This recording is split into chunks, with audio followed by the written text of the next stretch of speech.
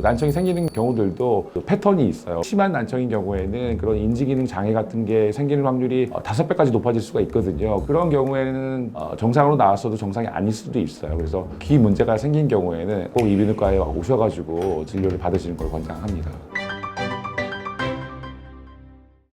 안녕하세요. 네, 저는 은평구 신사동의 신사호 이비인후과로 개원하고 있는 이비인후과 전문의 박상호입니다.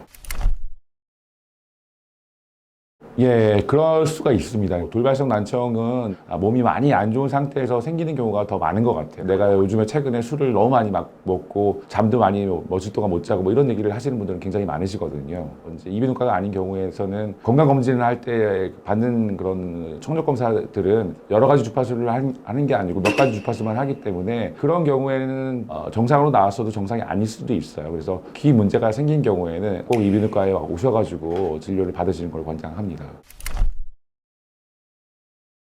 난청은 소리를 잘 못 듣는 거죠. 어린애들은 소리를 더 잘 듣고 노인분들은 소리를 조금 잘 못 듣고 그렇잖아요. 나이가 들면 청력은 조금씩 조금 떨어지게 되는데 이제 그걸 저희가 수치로 표시를 해서 어떤 소리 정도 이상을 못 들으면 난청이라고 이제 정해놓은 게 있어요. 25dB인데 젊은 청년들이 처음으로 들을 수 있는 작은 소리를 0dB라고 하고 이제 그게 이제 소리가 커지면서 25dB 이상이 되면 난청이다 이제 그렇게 얘기를 하게 됩니다.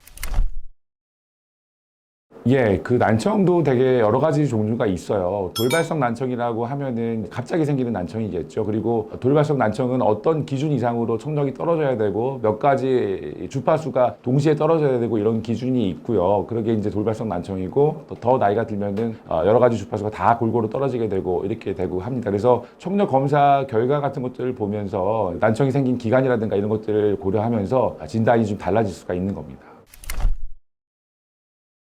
제가 친한 친구 중에 잘 못 알아듣는 친구가 있어가지고 제가 좀 이비인후과 의사니까 제가 난청이 있을 것 같다 그래서 청력 검사를 해봤거든요. 근데 완전 정상인 거예요. 그래서 얘가 이게 뭐 듣기 싫은 얘기는 잘 안 듣는 거구나 뭐 이렇게 이제 생각을 한 적이 있는데 검사를 해서 정상으로 나왔으면은 오해를 받을 수가 있는데 그렇다고 해서 그걸 정신병이라고까지는 할 필요가 없을 것 같습니다.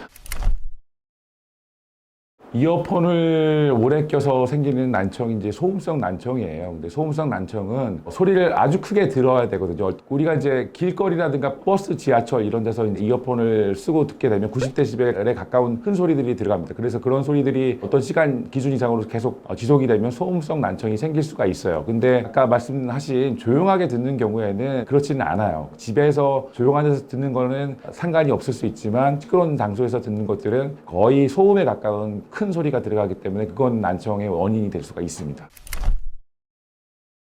노이즈 캔슬링을 한다고 해서 소리가 크기가 줄어드는 건 아니기 때문에 큰 소리가 들어가게 되면 난청이 생길 수가 있어서 노이즈 캔슬링이 그런 소음성 난청을 막는다 그렇지는 않은 것 같습니다.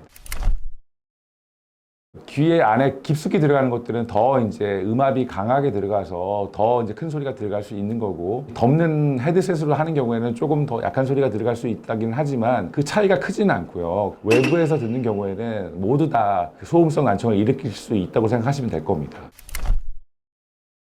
네, 청각 장애인은 난청이 심한 경우에 이제 어떤 기준을 매겨가지고 이제 그 기준 이상이 되면은 장애라고 판정을 하게 되거든요. 근데 그게 몇 가지 단계가 있거든요. 저희가 생각하는 것보다 상당히 귀가 나빠야 됩니다. 내가 조금 안 들리는 것 같다 그렇다고 해서 장애인이 되고 보통 그렇지는 않습니다. 보통 청각 장애는 양쪽이 안 좋아야 청각 장애 판정을 받게 되는데 한쪽이 거의 0에 가깝고 나머지 한쪽도 어떤 기준 이상으로도 청력이 그쪽도 나쁜 경우에는 이제 청각 장애 진단의 제일 낮은 급수를 좀 받을 수도 있습니다. 뇌에서 제일 중요한 자극이 청각이기 때문에 청각이 원활하게 들어오지 않으면 뇌에서 일을 안 하는 부위들이 생겨요. 그래서 인지기능 같은 것들이 떨어질 수가 있고 심한 난청인 경우에는 그런 인지기능 장애 같은 게 생기는 확률이 5배까지 높아질 수가 있거든요. 그렇기 때문에 자기가 난청이 어느 기준 이상으로 높아진다 그러면은 청각 재활 장치가 필요하고 보청기 같은 것들인데 하셔야지 아까 말한 그런 인지기능 장애라든가 부작용을 막을 수가 있고 또 무엇보다도 난청이 있는 경우에는 외부인과 대화에 자꾸 단절감이 생겨요. 자기가 보통 스스로 이제 대화를 안 하게 되고 이렇게 되거든요. 그렇기 때문에 여러 가지 사회적인 문제들이 생길 수 있어요. 우울감이라든가 이런 난청이 있는 경우에 청각 재활 장치, 보청기 같은 것들을 사용하셔서 해결을 해 주시는 게 굉장히 중요하다고 볼 수가 있습니다.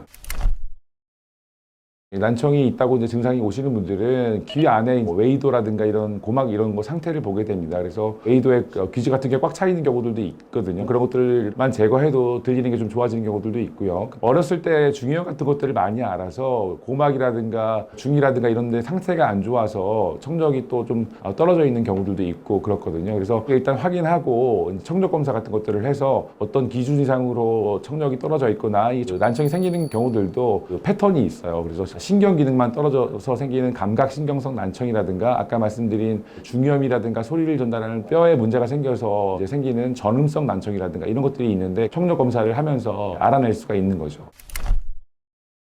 갑자기 생긴 돌발성 난청은 호르몬 약 치료라든가 반응이 없는 경우에는 귀에 맞는 주사 치료라든가 이런 것들을 또 같이 하거나 이러면서 정상으로 회복되는 경우들도 많이 있습니다.